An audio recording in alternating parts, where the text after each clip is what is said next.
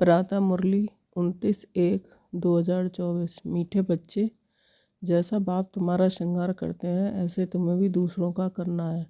सारा दिन सर्विस करो, जो आए उसे समझाओ, फिक्रात की कोई बात नहीं। प्रश्न है, यह नॉलेज कोटों में कोई ही समझते व धारण करते हैं, ऐसा क्यों? उत्तर, क्योंकि तुम सब नई बातें सुनाते हो। तुम कहते हो परमात्मा बिंदी मिसल है तो सुनकर ही मूंझ जाते हैं। शास्त्रों में तो ये सब बातें सुनी ही नहीं है। इतना समय जो भक्ति की है वह खींचती है, इसलिए जल्दी समझते नहीं।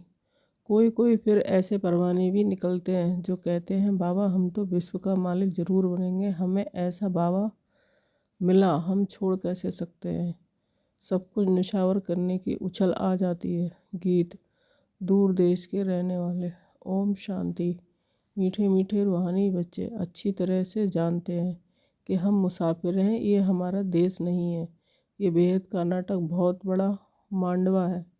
कितनी बड़ी बत्तियां हैं, ये सदैव जलती रहती हैं। आत्मा जानती है हम सब एक्टर्स हैं और नंबरवार अपने पार्ट के अनुसार पूरे टाइम पर आते हैं ये पार्ट बजाने। पहले पहले तुम वापस घर जाकर फिर यहाँ आते हो। ये अच्छी तरह से समझने और धारण करने की बात है। नाटक के एक्टर होते हैं, अगर एक दो के ऑक्यूपेशन को न जाने तो उनको क्या कहेंगे। ड्रामा के आदि मध्य अंत को जानने से तुम यह बनते हो। तो ये पढ़ाई सबसे न्यारी हुई। बाप बीज रूप है, नॉलेजफुल है। जैसे वह कॉमन बीज और झाड़ होते हैं, उनको जानते हो ना।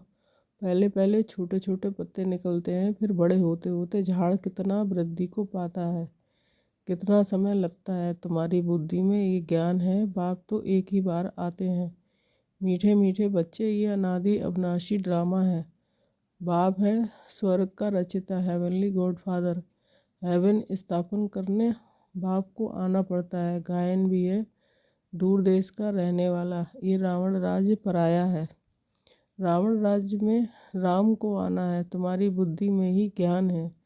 तो बाप समझाते हैं आत्माओं को कि तुम सब मुसाफिर हो, इकट्ठे तो पार्ट बजाने नहीं आएंगे। तुमको मालूम है सबसे पहले होते हैं देवताएं। इस समय और कोई नहीं थे, बहुत थोड़े होते हैं, फिर वृद्धि को पाते हैं। तुम आत्माएं शरीर छोड़ सब वहाँ आती हो। ये बाप ने ही बुद्धि दी है। तुम आत्माओं को अब नॉलेज मिली है। हम बीज और झाड़ के आदि मध्य अंत को जानते हैं। बीज ऊपर है, नीचे सारा झाड़ फैला हुआ है। अभी झाड़ पूरा ही जड़जड़ी भूत है। तुम बच्चे इस झाड़ के आदि मध्य अंत को जान गए हो।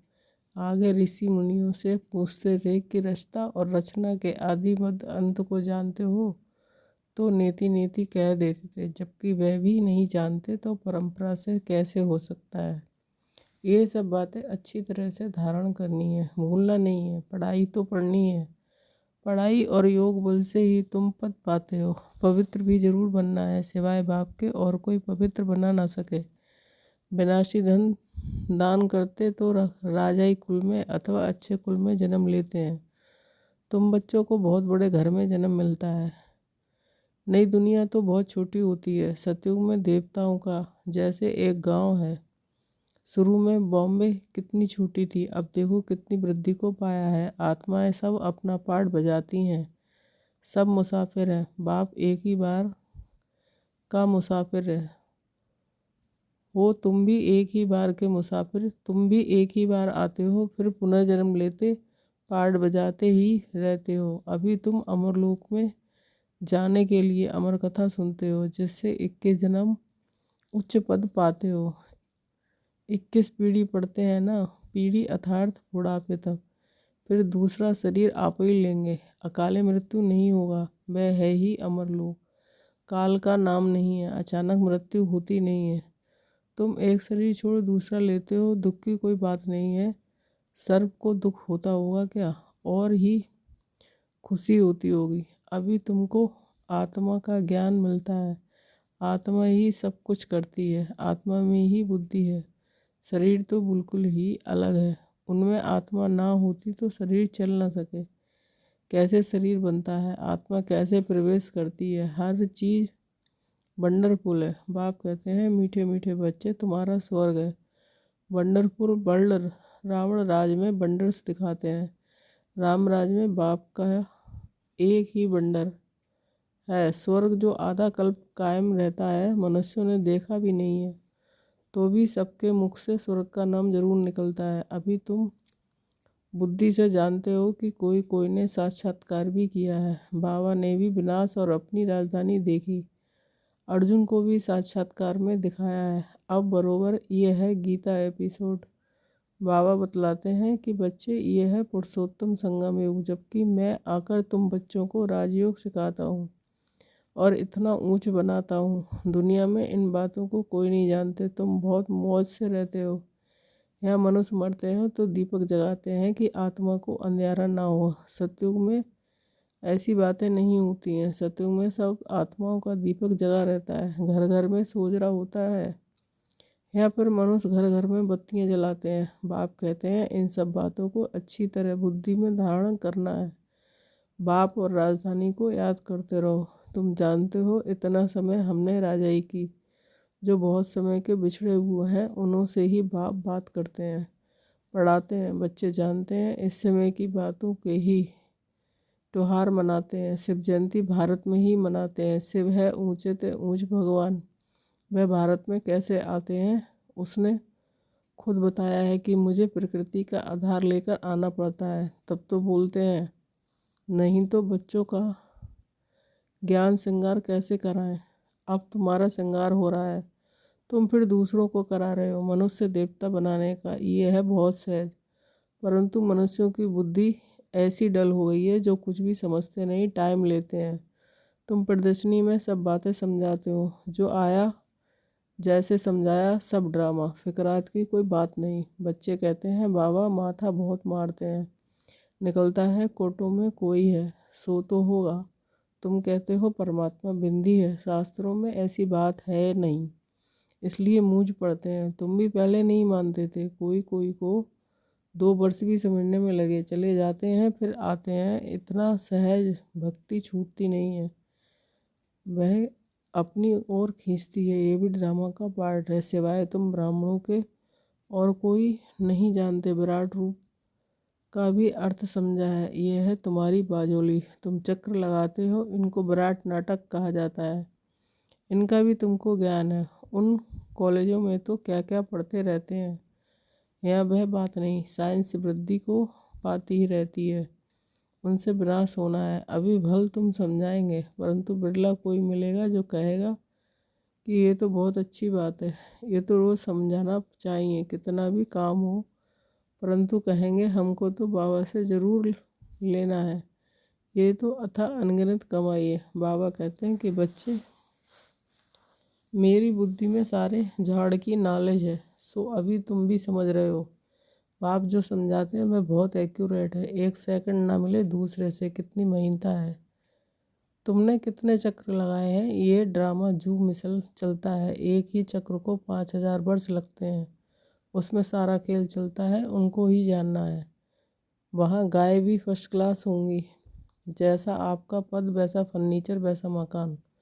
भपका होता है, खुशी भी आत्मा को ही होती है। हमारी आत्मा तृप्त हुई। तृप्त आत्मा तो नहीं कहा जाता है, कहेंगे तुम्हारी आत्मा तृप्त हुई। हाँ बाबा तृप्त हुई। तो ये सब खेल चलता आया है। बाप जो समझाते हैं ये भी ड्रामा का खेल है। अब बाप तुमको रिज्यूनेट करते हैं, तुम्हारी कायाकल्प वृक्ष समान बन जाती है। नाम ही है अमर लोक। आत्मा भी अमर है, काल खा ना सके। बाबा तुम्हारी आत्माओं से बात करते हैं। अकाल आत्मा जो इस तख्त पर बैठी है उनसे बात करते हैं। आत्मा इन कानों से सुनती है। हम आत्माओं को ही बाप पढ़ाने आए हैं। बाप की दृष्टि हमेशा आत्माओं पर रहती है। तुमको भी बाप समझाते हैं हमेशा भाई भाई की दृष्टि रखो। भाई से हम बात करते हैं, फिर क्रिमिनल दृष्टि ना जाए। ये प्रैक्टिस बहुत अच्छी चाहिए। हम आत्मा है, हमने इतने जन्म लिए पार्ट बजाया है, ये पूर्ण आत्मा थे, हम ही पवित्र आत्मा बने हैं। सोने में ही खाद पड़ती है। जो आत्माएं पिछाड़ी में आएंगी उनको क्या कहेंगे, कुछ % सोने का होगा। भल पवित्र होकर जाते हैं, परंतु पावर तो कम है ना। 1-2 जन्म करके लिया, इससे क्या हुआ। बाबा जो मुरली चलाते हैं वह है खजाना। जब तक बाप दे तब तक तुम बाप को याद करते रहो। याद से ही तुम एवर हेल्दी बनते हो। चुप होकर बैठने से भी बहुत फ़ायदा है। मन मना भव, इसका अर्थ भी कोई नहीं जानते। बाप ही हर बात का अर्थ समझाते हैं। या तो है अनर्थ। सबसे बड़ा अनर्थ है एक दो पर काम कटारी चलाना, जिससे आदि मद अंत दुख पाते हैं। सबसे छीछी हिंसा ये है, इसलिए इनको नरक कहा जाता है। स्वर्ग और नरक का भी कोई अर्थ नहीं समझते। वह है नंबर 1 नरक, नंबर लास्ट। तुम जानते हो कि हम विश्व नाटक के एक्टर्स हैं। तुम नेति नेति नहीं कहेंगे। तुम श्रीमत से कितने अच्छे चित्र बनाते हो, जो मनुष्य देखते ही खुश हो जाए और सहज ही समझ जाए कि ये चित्र बनाना भी ड्रामा में नूद है। पिछाड़ी को तुम याद में ही रहेंगे। सृष्टि चक्र भी बुद्धि में आ जाएगा। नई दुनिया कौन बनाता है, पुरानी दुनिया कौन बनाते हैं, ये सब तुम ही जानते हो। सतो रजो तमो में सबको आना ही है। अभी है कलयुग। ये किसको पता नहीं है कि बाप आकर हमको स्वर्ग का मालिक बनाएंगे। किसके ख्याल में भी नहीं आता। तुमको भी अभी सारे सृष्टि के आदि मध्य अंत की नॉलेज है। रचयिता बाप इसमें बैठ समझाते हैं कि मैं तुम आत्माओं का बाप हूँ, बेहद का टीचर हूँ। ये संगम युग है, पुरुषोत्तम युग है। सतयुग और कलयुग को पुरुषोत्तम नहीं कहेंगे। संगम पर ही तुम पुरुषोत्तम बनते हो। अब बाप आकर राजयोग सिखलाते हैं। दिन प्रतिदिन तुम बच्चों को समझाने में बहुत सहज होगा। झाड़ वृद्धि को पाता रहेगा। समा पर बहुत परवाने आते हैं फिदा होने। ऐसे बाप को कौन छोड़ेगा। कहेगा बाबा बस हम तो आपके पास ही बैठे रहें, यह सब कुछ आपका है। ऐसे ऊंच बाप को हम छोड़ें क्यों। जोश बहुतों में आता है, बाबा से विश्व की बादशाही मिलती है, तो हम छोड़कर क्यों जाएं। यहाँ तो हम स्वर्ग में बैठे हैं, यहाँ कोई काल भी नहीं आ सकता, परंतु बाप की श्रीमत लेनी पड़े। बाप कहेंगे ऐसे नहीं करना है। छाल तो आएगी, परंतु ड्रामा में ऐसा नहीं है। जो सब यहाँ बैठ जाए। जोश आता है क्योंकि जानते हैं कि ये सब कुछ ख़त्म होने वाला है। जिनका पार्ट है वह सुनते रहते हैं। बाप कहते हैं तुम LLB ICS पढ़ते हो, इनसे क्या मिलेगा। कल शरीर छूट जाए तो क्या मिलेगा, कुछ भी नहीं। वह है विनाशी विद्या, ये है अविनाशी विद्या जो अविनाशी बाप देते हैं। टाइम बहुत थोड़ा है। तपो प्रधान से सतो प्रधान इस जन्म में ही बनना है।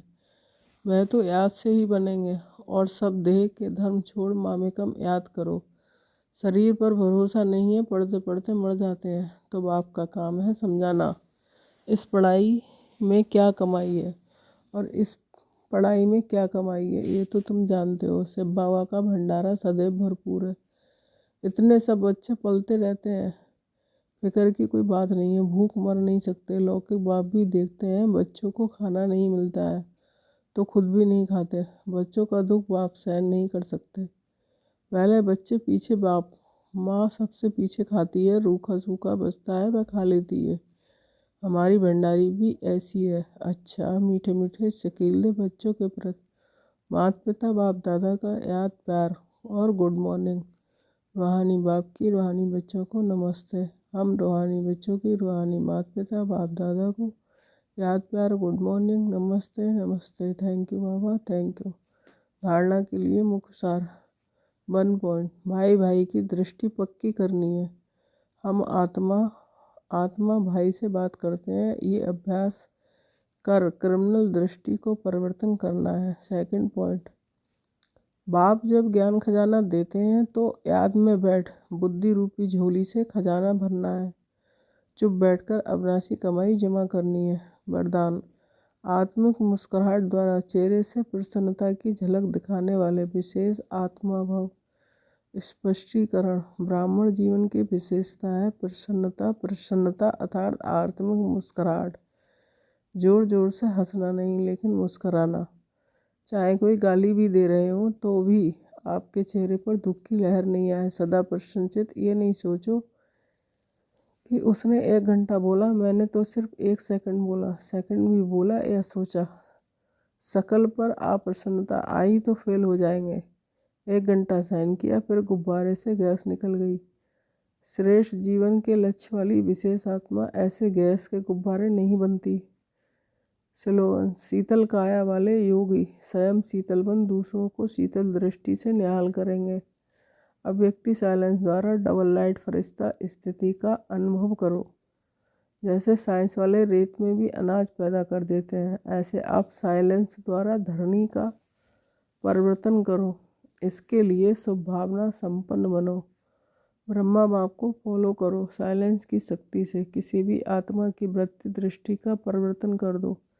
जैसे क्रोध अज्ञान का शक्ति है, ऐसे ज्ञान की शक्ति शांति है, सहन शक्ति है। अभी इन गुणों को अपना लाइट संस्कार बना लो तो डबल लाइट फरिश्ता सहज बन जाएंगे। ओम शांति।